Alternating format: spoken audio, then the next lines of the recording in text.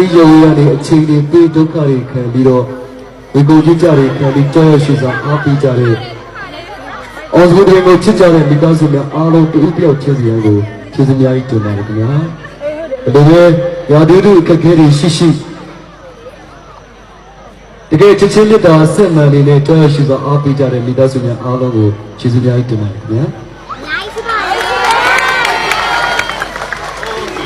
သူချစ်ပါတယ်